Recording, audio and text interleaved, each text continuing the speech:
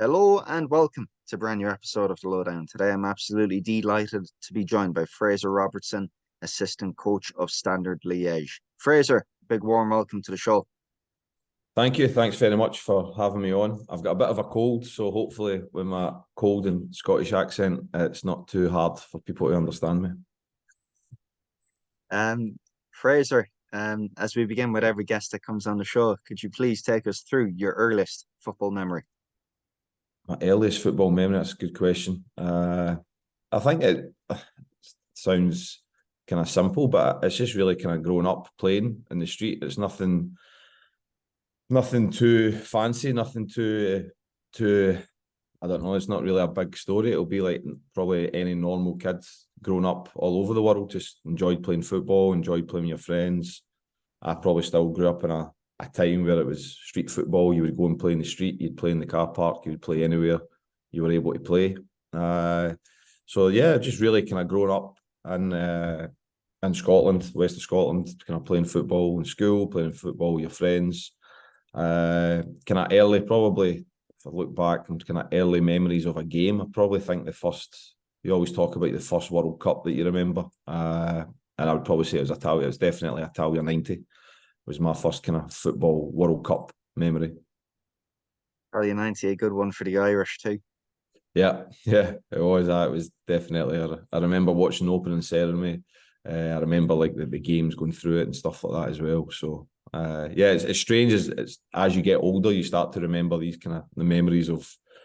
I mean, obviously playing the game which gives you the passion for it, but also as you get older, you can remember the games that you watched, like growing up as a young person, that also gave you that passion and love for the game. Yeah, it's interesting, like asking that question of many esteemed player developers such as yourself recently, Fraser. Two World Cups that always come back to me as earliest football memories are Italia 90 and also the one in 1994. So Yeah. it's amazing to see that being such a prominent team and a crossover perhaps into coaching and whatnot. But I mean, obviously nowadays you're working in the pro ranks, but I mean, like many others, there's no trodden path, and yours in that sense is pretty unique. So just take us back, maybe, Fraser, through the earliest days in which you began your coaching journey at home in Scotland. Yeah, so again, like a lot of people, I started as a volunteer. It was actually my PE teacher at school. I went to Johnston High School, and I had a PE teacher there called Gordon Mothersall. And he used to be like a community coach at St Mirren Football Club, and he got me involved. And it was basically like volunteering. I was just coming in, it was the usual helping out, assisting the community coaches. I was like probably 16 at the time.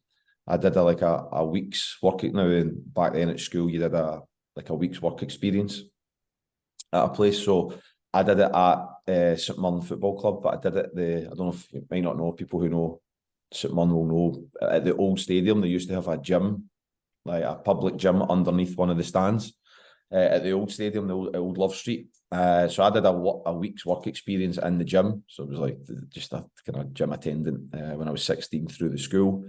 But my PE teacher, as I said, was also a community coach there. So off the back of that, he got me involved with the kind of community classes that were held at the stadium during the week and at weekends. And again, it was literally assisting the coaches. There was no coaching as such for me, but it was really helping, supporting, assisting, as a lot of people do. And I did that for a few years, probably around about 18. I then probably was still doing more community stuff, but then I was like maybe doing a little bit more like under 11s, under 10s. Back then, they didn't have that kind of pro youth set up at that age group, but then you're kind of working on these kind of young development squads, 18, 19, 20, and then it kind of gradually just kind of grows from there, like most people. And as I say, from when I started to when I left St Mirren, it was like 16 years from volunteer right through to full-time, a couple of various positions and full-time within the club. And then when I left, I was like an assistant academy manager. Sounds quite the journey, but also at the time as well, taking on such a varied workload. It sounds to me as if it was a period of incubation and going from community work to being a gym attendant to working with the 16s, the 18s. It must have given you, or must have stimulated a wide variety of ideas that you would have been able to cross pollinate across a whole host of age categories. Yeah, I mean, as I say, St Mirren back then, and you can see just now how well they're doing. But if you're going back to then, it wasn't. We didn't have a lot of staff. There was basically at that time the how it worked. It was basically myself who was full time in the community program. So I was like the SFA development officer. So I was like a dual role. That was my first full time job, which I would probably been about 24 back then. So everything up until then was like part time and working in the academy, working in the community program. And then obviously when I was about 24, I think I got the first full-time job, which would have been the SFA development officer, but based at St Mirren Football Club. So at that point, obviously I did a lot of the community work, a lot of the SFA programs within the community. But the benefit of that as well, I was still able to work within the academy. But basically you had myself who was working in the community program full-time, and then you had David Longwell who was the academy manager, and we worked very closely together. We worked for many years together. And then when the club sold Love Street and then kind of developed a new stadium, they developed a training ground at Ralston, they kind of restructured things a little bit. And then that's when I moved over to be full-time. I moved away from the SFA role and I became like a full-time employee of the club within the academy structure. Fantastic. And I mean, back then, I suppose, Fraser, there's no substitute for learning, and those early days would have necessitated an awful lot of hours as a coach. However, Yeah, was there perhaps any part of the coaching experience which enthralled you or perhaps gave you the most amount of joy? I think just coaching in general, being on the pitch, that from at different age groups. I look back now and like maybe now, but back then we were basically doing everything. We were working with the under 11s, we were coordinating under 11s and 12s. We were like, I worked with every age group possible. And I look back now and that was a great development for me, great opportunities that probably I maybe wouldn't have got at another club. So I'm very grateful, and I can see now the opportunity that St Mirren gave me, and they've done a lot for me, and people that were at the club at the time. So yeah, as I've obviously got older and you move on, you start to work a wee bit more at specific age groups. But during my time at St Mirren, there probably wasn't an age group that I didn't work with at some point, which gave me a great kind of grounding and understanding of especially ages and stages. I'm a big believer in ages and stages for player development and what age they're at, but sometimes then what stage they're at. So being at St Mirren and having such a vast opportunity to work with so many different age groups over that 16-year period, that also helped me learn a little bit more about that kind of age and stage of development of young players. And it's very, we're going back here to 2007, 2008, 2009, and it's very hard to obviously fast forward and think in terms of decades, think in terms of stratums, but from speaking to you now and meeting you in Philadelphia Union to hearing you speak about your journey, it's without doubt in my mind an awful lot of the traits that you would have nowadays, such as strong work ethic, quality to your work, agility, working across all facets of the organization, resourcefulness. You know, if it wasn't for that back then, there's no feasible way as to how this career path would have transpired. So in terms of young coaches building out their journey, like how important are actually some learning some of these principles right at that apprenticeship stage? Yeah, I think it is important. I don't want to sit here and sound like an old man, but it's probably as different generations. I mean, I didn't grow up when I first started coaching, there wasn't like so much resources online. There wasn't like Twitter or like websites where you could develop and learn by sitting in your own house as well and spending hours on a laptop, which I think is great as well that we have as coaches. There is so much good resources out there online that you can access. But I think also back then, for me to gain that experience, I couldn't sit in the house and be on my laptop. I actually had to go out and get the practical experience as well. So I think it's important to get a balance of that, of obviously learning. And I don't like the term of laptop coach because I think it's a wee bit disrespectful, because we should all be laptop coaches, because that's the way the modern day works in terms of technology that you have nowadays with Huddle, with sports code, planning sessions, etc., video analysis. So the modern day coach does have to be a laptop coach, but you also have to have that balance of the practical experience on the pitch. And whether that's volunteering, whether that's observing sessions, whether that's assisting sessions or leading sessions, you have to have that practical experience of actually to back up the knowledge. There's a lot of good good people out there that know the game and understand the game, but being able to transfer that information onto specific age groups, that's what then, especially academy coaching, is about, is being able to communicate that message and deliver that information that you know as a person who knows football, but how to deliver it to young people and then young players is another skill as well. So I'm glad I had that opportunity to do that St Mirren gave me. But yeah, there was a lot of, even though it was a lot of, maybe people would class it as volunteering, but I didn't see it as that. I just seen it as something that I wanted to do, and it helped me a long way. And then speaking about resourcefulness and, ultra efficiency, right to dream in Ghana. I mean, what Yeah. an academy, what a place, what an environment. The call came for you to join them in Accra in 2013, Fraser. Could you Yeah. take us through how that set of circumstances occurred?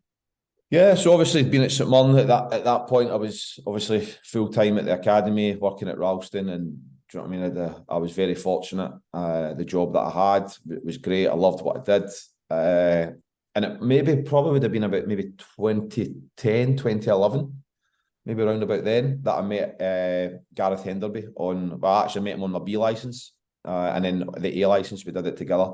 And Gareth was the technical director at that point. Now, Gareth is also from Scotland. He's from the borders, but he'd been out in Ghana for many years and was one of the main people who helped develop the academy. He was there from basically nearly day one when it was a 1-2 team academy in Accra, and then obviously it's developed into what it is today. So he's been there since day one.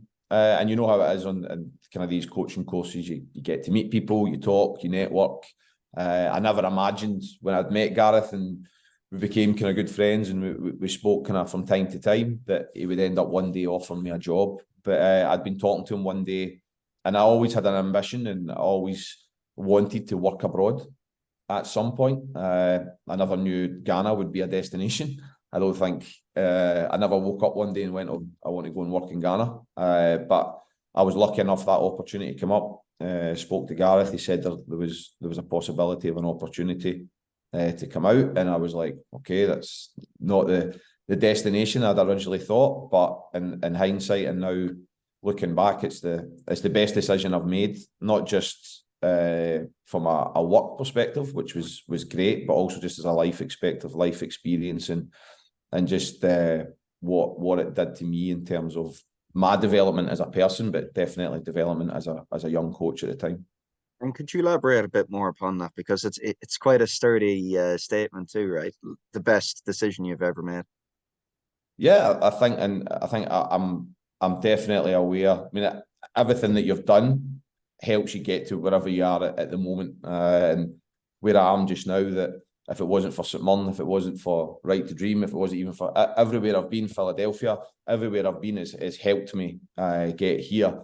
But in terms of just kind of opening up my eyes, one, to the world, not just the football world, but the world. Obviously, just living in Scotland, growing up in the West, it's a big world out there. So just that experience of going and living in a different culture, working in a different culture, working with players from different cultures, not just Ghanaian players, but with players from all over West Africa, working with different members of staff as well. So it was a great life experience. And to be honest, that's when I first went out, that's what I was looking at as. It's a life experience. I would do it for a couple of years and then see what happened. I never had an idea that I would be there for 8 years and it would just become a part of my life, and Ghana as a place would become a big part of my life now as well. And then obviously we did a lot of traveling within it, so it wasn't just that experience of living and working in Ghana. We also travelled all over the world, travelled Europe, travelled even to Japan. So the opportunity to travel through work and develop as a coach in these different environments as well, but even just as life experiences was great for me. It's pretty incredible too. I mean, if you look at that African proverb, it takes a village to raise a child, and it's certainly something the Right to Dream organization can attest to. And just with their huge affiliation of networks, it's incredible to see the migration stories and the success stories of an awful lot of the players that go into the organization. At the very top of that, you look at players that you would have worked with in the past, such as Mohamed Kudus, now to West Ham, Simon Adingra. now at Brighton. Is there a case of, is it about the late developer, or when these guys come into your remit earlier on as a coach, you can see these guys are always cut out for the top? I mean, that's as you mentioned. There's two boys that you mentioned there that have went on to do really well, and two of many that have went on to do really well on the football pitch, but also off the football pitch. There's a lot of graduates, male and female, from the organisation that have went on and done a lot of good, whether it's been on the football pitch and also away from the football pitch and other walks of life. So yeah, I think there's every player has their own kind of individual story. Every player has their own individual maybe pathway and how they get there. And I don't think there's not at any level of football or in any academy or any country that everyone has a different pathway. Everyone has a different story. And the two boys that you mentioned there, when I joined the academy, Kudus was already in the academy. I think he'd maybe been there for about a year. Simone was a little bit different. He came in a little bit later. I wouldn't say Simone was a late developer, but he was definitely one that was maybe picked up later from the academy. He didn't come in at a young age. He came in a little bit older. So he had a different approach because I think he's seen it as his last opportunity. And obviously he's taken that. So yeah, it's good to see the boys and the girls that have came through the system go on and achieve their goals and progress well in whatever avenue they went down, whether it's education, whether it's football. So it's really positive to see them do that. And it's quite amazing too when you look at it, the amount of players that actually stay in the game. The retention rate is pretty high from the Right to Dream Academy, and I think an awful lot of credit goes to the holistic development approach which the model Yeah. pursues. And at the heart of that was the character development. Could you allude to a little bit of that, Fraser, for people that don't really know too much about Right to Dream in terms of how important the whole holistic development of the individual is to the Yeah. organization? Yeah, it definitely is. Like a lot of academies in the world have that approach. I know I've been away from Right to Dream for a couple of years now, so I'm sure it's even evolved since then and progressed. Like all good organisations, you're always evolving, you're always progressing. During my time there, when I first arrived there was a big emphasis on just developing young people, which I think all academies have that responsibility to do, because we're not all going to develop footballers through the academy, but we're all going to help develop young people. And I think football academies play a part in that. But obviously the players themselves play a big part in it themselves, and the families, their family, because that's where their core values come from. To begin with, if you join an academy at 10, 11 or 12 years of age, there's still a lot of years before there that you've been with your family. So that kind of grounding that all players or young people get from their family, from themselves before they join academies is also important. And obviously when they come into Right to Dream, not the unique thing, but one of the things that was new to me and which was a massive benefit, I think, in working with young people was that it was a residential academy. So you work with the players more. You're not just working with them on the football pitch, but you're also having breakfast with them, you're having lunch with them, at times you're having dinner with them. So there's more of that kind of day-to-day connection, and more of, you can build a little bit more of a relationship rather than just seeing them when they train and then they go home again. So that, I think that helped is for everyone who works within the organisation, whether you were worked in the football department, the pastoral department, or you were a teacher within the school. I think that kind of holistic approach, that everyone was in the same place, and you've seen them from day to day, and you've seen the players and the students outside of football, and the teachers seen them outside of class as well. They've seen them as young footballers as well, because, as I say, they're young people before they're young footballers or young students. They're young people. So yeah, there was when I first arrived there was a gentleman called Paul Wassell, who now works at Leicester, and he was excellent. I learned a lot from him in terms of he worked in the pastoral department, and he had a big input in having that character development kind of program within the organisation. Oh, and I mean, I suppose upon hindsight, it's 2020, but is there anything that you would have took from that experience that you would have picked up upon, or either noticed that you would have thought this actually would have been quite beneficial if I had access to back in my earlier days in Scotland as a coach?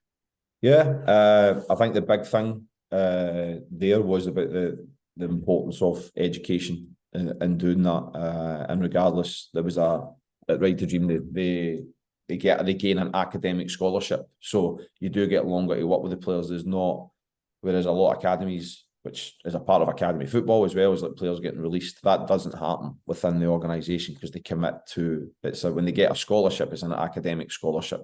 It's not after a year or 2 years and maybe their football hasn't developed, then you think, okay, maybe it's time that he moves on. That doesn't happen because it's an academic scholarship that they get. So they finish their academics. But it also showed me as well that maybe some players that would drop off for maybe a year or maybe half a season, and you think if this was maybe in another non-residential academy, that player might have been released. And then you see maybe 18 months later that the player then comes through it again and then sees the talent that they've maybe had originally. So it highlighted to me the importance of the decision-making, of making decision-making on players, because they all develop at different times, and the importance of growth spurts, the importance of when a player does drop off in performance, that it isn't a natural reaction to say, oh, he's had a bad 6 months or he's a bad season, we let him go. Everyone's different, every scenario is different. So having that long-term development mindset sometimes is also persevering and working with a player through those times that they have maybe having a little bit more difficulties on the pitch, because that could be so many reasons why they're having that maybe lack of performance, or they're not maybe showing the qualities that they did when they were younger. There's different reasons why that could be happening, and that showed me a lot that sometimes you need to be a little bit more patient with some players, depending on what they are. In my opinion, the higher they are technically, the longer you give them. If they're struggling physically, but they have a high level of technical ability, and maybe that technical ability isn't being shown in games because of the lack of physical development, you give them as long as you can as possible to help them come through that side. Because for me, the technical side is so important in the game. Yeah, and it's a maxim that isn't applied to all too frequently in football. You know, long-term games with long-term people. And I certainly think that's one thing Right to Dream has certainly achieved throughout its tenure. And in fact, I mean, you spent 8 years at the help of the organization, 2 of those years as TD, and in the process building up so many different connections, so many different touch points with coaches and players alike. How hard was it for you to cut the cord on that, Fraser, and then make the move, albeit to an esteemed franchise such as Philadelphia Union in the MLS? Obviously, as you say, 8 years was it was a lot. I mean, people go 8 years; it was a long time, but it did go very quickly. And as I said before at the start, I was very lucky. There was a lot of traveling. There was a lot of different experiences that I got to experience and develop as a person. As I was there to develop players and help develop players, but I also got so much development out of the experience as well. So it was a kind of win-win for me. I think after 8 years, then maybe sometimes it's time for a different challenge or just a different environment. It was a really hard decision to leave Ghana as a country because I was really happy there. I'm really happy there. It's a great place. I feel happy and comfortable there. But sometimes you think, okay, maybe it's time to move on and try something different. And obviously the opportunity to go to Philadelphia came up, and I felt that was the right kind of opportunity. I'd had one or two other things over the years, but I just didn't feel it was the right thing for me at that particular time. But I felt with Philadelphia, and obviously speaking to Tommy Wilson at length about it, it was definitely something I thought was the right decision for me. And obviously, you were put in a role as transition coach too, between Philadelphia 2 and the first team, and obviously from the academy up to the second team. What were some of the key principles that would have been applied there? Because from the outside looking in and speaking to Max Lankite, who was on the show recently enough, who's the new high performance director there, and from the day I met you there, it seems such a fantastic organization in terms of all these multidisciplinary teams working together alongside just for the benefit of the player. Yeah. No, I love my time. Again, I love my time at the club in the city. It was a good place. When I was younger, I'd spent some time in the US, like working in the camps, like during the summer for like a few months at a time. So I'd always had that kind of ambition to experience like working and living in America full time, because I'd had a taste of it when I was younger during the summer camps.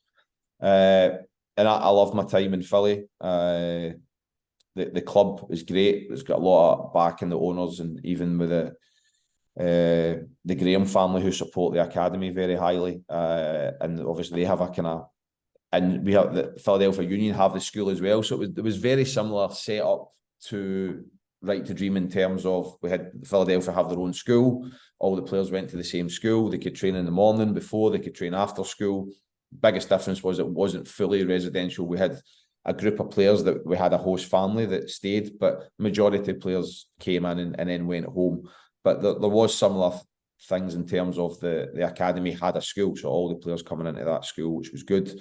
And I think the same in any business or any walk of life, whatever you're working in, that for me, the people at Philadelphia Union, from the first team staff right down to the academy staff, were good people. And I think that's first and foremost the most important thing, is the environment you create with the people that you have in it. And I've got in, I really enjoyed my time there. I enjoyed the people I worked with. I enjoyed the players that I worked with, and the club really backed what they preached as well. I think when you speak to people, and obviously before I went to Philly, and speaking to Tommy, speaking to other people, even people who work in the US, and they said they had nothing but good things to say about Philadelphia Union. But when you actually get in there, sometimes you then realise, oh, maybe it's not as clear. But when I started to work there, everything that people had said to me about it and what they were doing and the people that were there was 100% true, which was great to see that they practiced what they preached. Yeah, and it's been interesting kind of just to see you throughout your whole journey, and kind of we're charting that obviously now, Fraser. One thing you've been very good at is, essentially taking autonomy over your own learning journey, and if a next best thing has come up, you've rarely turned it down. So again, going from Philadelphia Union to the likes of Standard Liège, working in first team football and graduating into that environment, I suppose there's never really going to be an opportune moment as to right place, right time, or Yeah. such as when you're ready to make that next jump. However, the opportunity itself felt a little bit too good to turn down, especially in the helm of Ronnie Dyla at the time.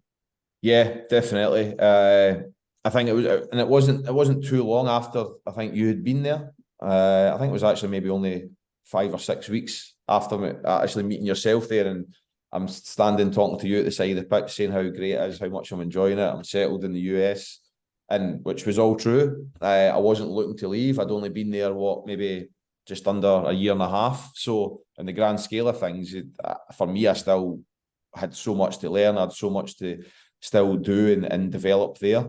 And I was really starting to feel settled in the job. I'd started to build relationships, obviously, with colleagues, with the players. And then you think, okay, now I can really start to hopefully try and support these players even more. Because it's hard to I do believe that you've got to try and get to know the player before you can really, the person, sorry, before you can develop them as a player. It's hard just to turn up some guy who doesn't know anyone and then try to tell people, oh, you need to be doing this more. You need, like, who are you? Like, you don't know me. Like, you need to kind of get to know the person and then get to know the player. Then you can really start to kind of maybe be a bit more honest with them and things that they need to do, but you need to build that relationship. And I felt that I was starting to build those relationships with players, and I loved working with the second team in that transition, and between the academy and second team, and the second team to the first team, it was really good. But sometimes opportunities come up when you least expect them. And even though I wasn't looking to leave and I loved my time, the opportunity to come to Standard Liège was an opportunity that I really couldn't pass up. And that's why I'd made the decision.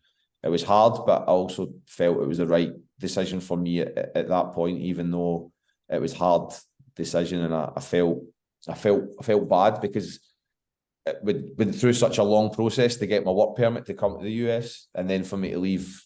Okay, it might not sound a short period of time, but in the terms of employment, in terms of being somewhere in football, it was a short period of time. And that's another thing. It says a lot about the people who work at Philly with Tommy and everyone else there, that the support that they gave me and that decision was great. It was clear, like they said, look, they didn't want me to leave. They would be happy if I stayed, but they also understood the opportunity that I'd been given, and they supported me 100% on my decision. And it's obviously, it's not the easiest thing to do, kind of moving into that first team environment, adapting to new role, adapting to new country, new language. And obviously throwing in what else, you have the pressure cooker of results where the day to day has just a tad little bit more significance than before. I mean, has your process had to evolve or change since making a move to Belgium?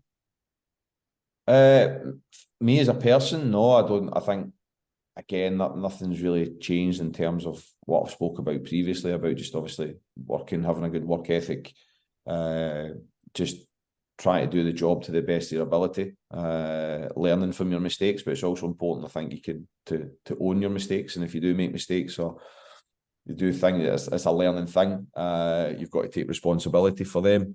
Build relationships with staff, build relationships with the players, and obviously it is a different environment in terms of country, in terms of the level of football as well. And you're working more. Yeah, we've got some young players in the first team, which is great, and that's what's really good about any first team who want to develop the young players as well. But there's also a lot of good experienced players in there as well. So it is a different dynamic in terms of coaching and sometimes how you coach. But at the same time, it's still working with people, which is a big thing, regardless of the coaching or your football knowledge. It's just being able to work with people.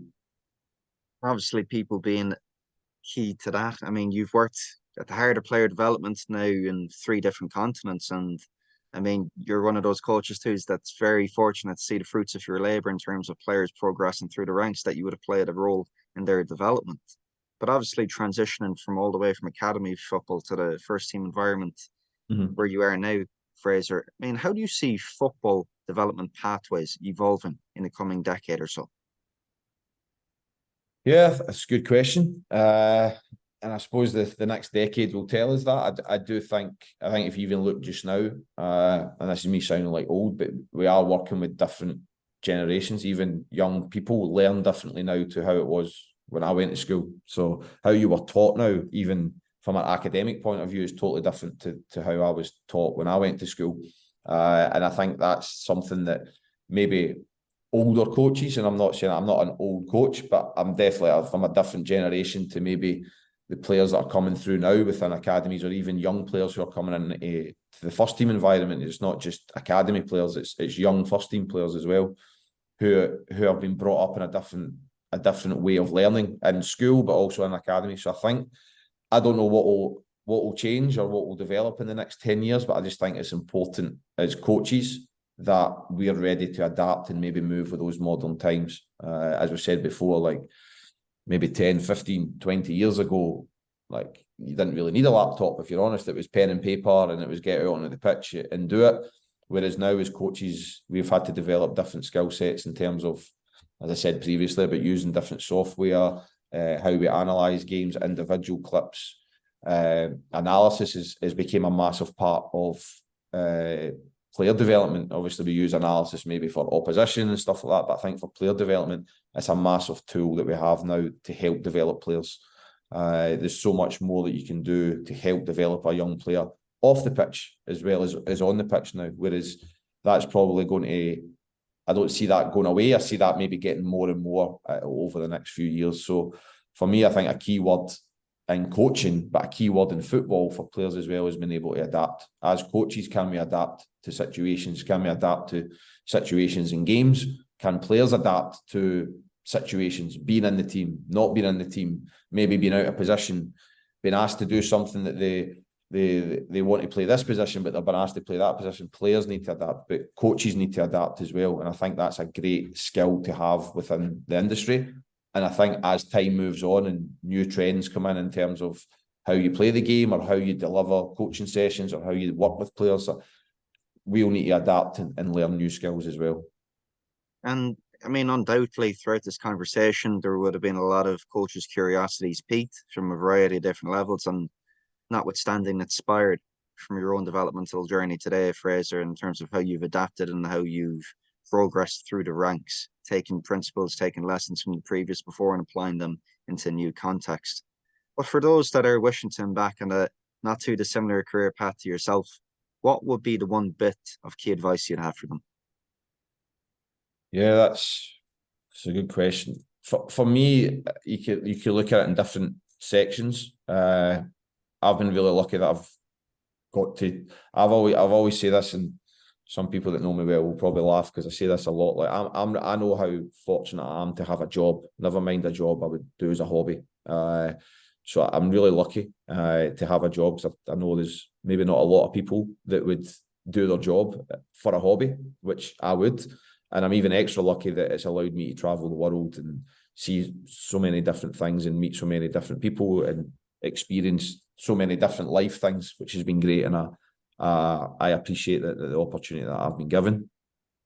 I think if people are wanting to move away and living abroad, I think the best advice I would give is to try and understand the culture that you're going to go and work in.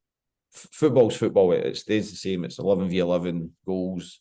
You don't go to a different country. Maybe the style of play or the style of players are slightly different from country to country, but in terms of the core values of the game doesn't change. It's football. But I think what can help you more and adapt to that environment or build relationships is actually understanding the culture that you're going to live in. Now, you have the culture that you have at the club that you go to work in, but when I say the culture, I mean the culture of the country, which is so important. Just general things, because as you know, everyone's different. I mean, you go from Scotland to England, it's like different, never mind going to a different part of the world. So the bit of advice that I would give to someone, if you are going to move abroad and you are going to go and work, try and learn as much as possible about that country as a country and the culture and the people that you'll work with, which then will help you in the job. Fantastic. Frazer Robertson, thank you so much for joining the show today. No problem. Thanks very much.